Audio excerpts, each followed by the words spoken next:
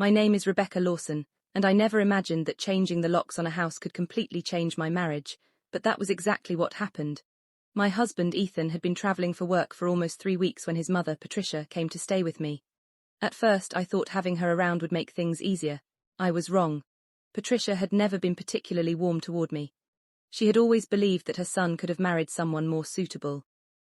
Whenever Ethan wasn't around, she made little comments. "You don't really understand how this family works." Or Ethan was raised differently. I tried ignoring her. After all, she was my mother-in-law. I didn't want unnecessary arguments. The problem started one Tuesday morning. I was making coffee when Patricia walked into the kitchen carrying a folder. "We need to talk," she said. I turned around. "About what?" She placed the folder on the counter. "Ethan will be home Friday." I smiled. "I know. He told me yesterday." Patricia looked at me. "He won't be coming back here." I thought I had misheard her. "What?" She opened the folder. "Ethan has decided that you need to leave the house before he returns." Heart stopped. Ethan said that. Patricia nodded. "He wants some space." I immediately reached for my phone. "I'll call him." She stopped me. "He's busy. And honestly, Rebecca, this is between you and me." I stared at her.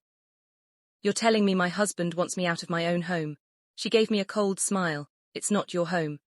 That sentence changed everything. I looked around the kitchen. The kitchen table had been bought together. The furniture had been paid for together. The mortgage had been paid by both of us. And I had lived there for 7 years. I asked her why she was doing this. She replied calmly, "Because Ethan needs a fresh start."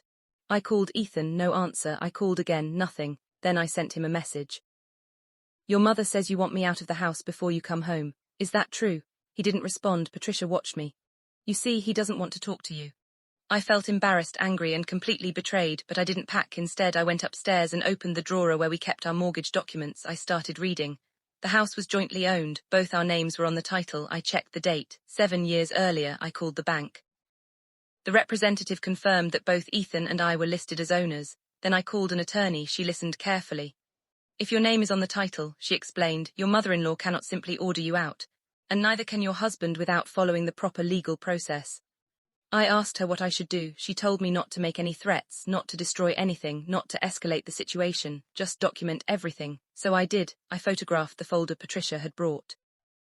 I saved her messages. I wrote down exactly what she had said. Then I waited. That evening, Patricia came into the living room. "Have you packed yet?"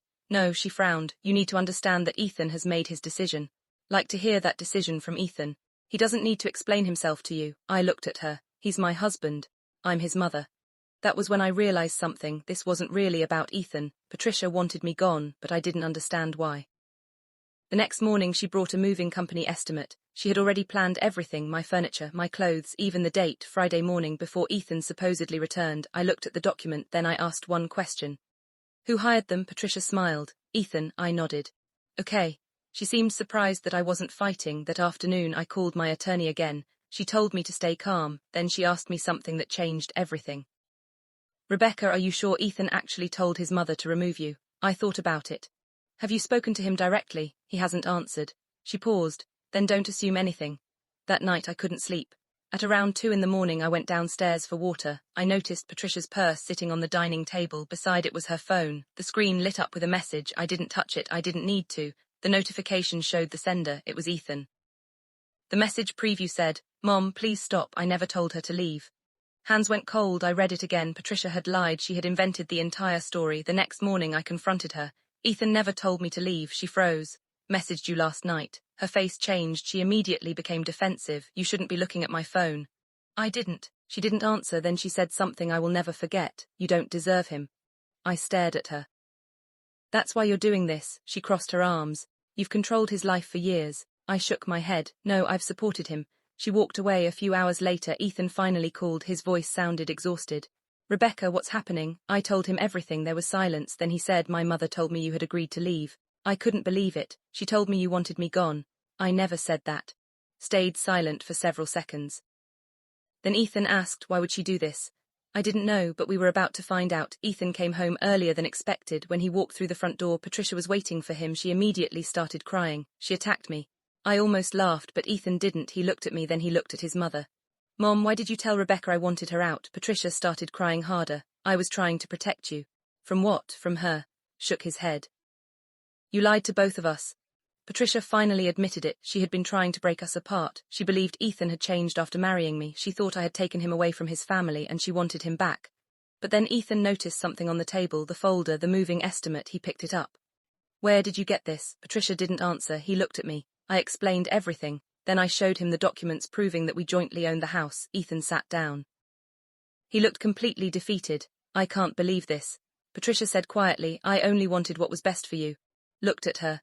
"No, Mom, you wanted what was best for you." That sentence silenced her. The next morning, Patricia packed her things. Before leaving, she stopped at the front door. She looked at me.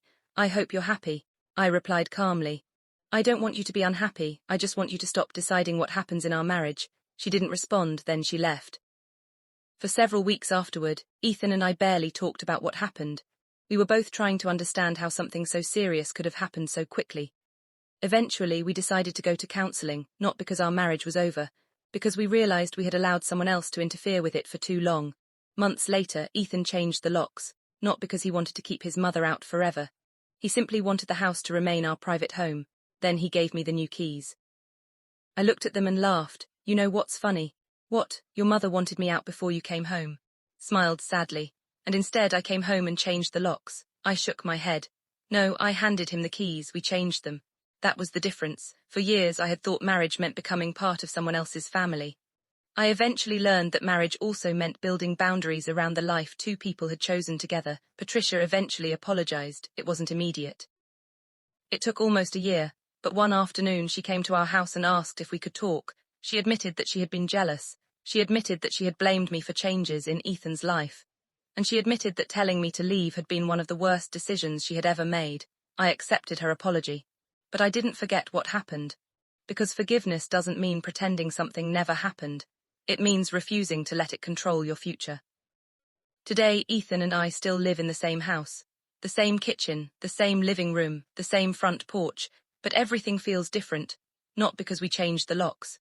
Because we finally learned who was allowed to have a key to our marriage. And that person was never supposed to be anyone outside of it.